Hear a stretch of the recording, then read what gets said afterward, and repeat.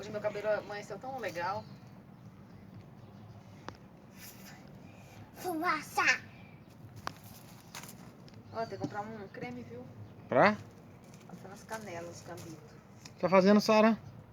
Eu vou colocar isso no fogo. Pra esquentar. Esquentar?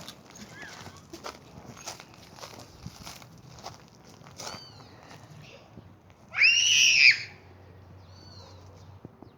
se queimar. Ah, levanta a sua cadeira lá.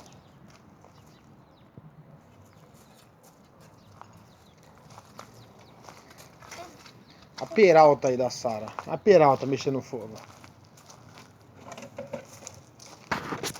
Tio fumaça. Tio... Deixa eu guardar a cadeirinha, tá? Não! Tira a mão. Tira a mão. Rose, hoje é aniversário de quem? Do meu grande esposo.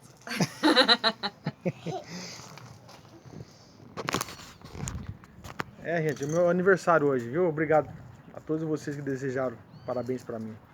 36 anos, na flor da idade, na flor da juventude. Né, Rosa? A felicidade dela de ter comprado um bolo pra mim. Ai, tontão.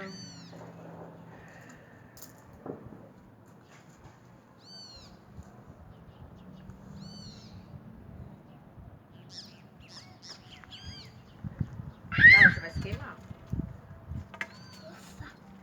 Finalzinho de tarde, gente.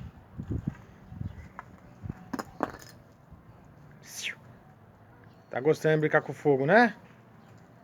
Tô Hein? gostando. Pantera cor-de-rosa. Tá saindo fumaça. Olha aqui. Ó. Não! Não. Não, não vou. Pega isso dela. Dá isso aqui. Agora. Ah, não. Pega isso Aqui. fora.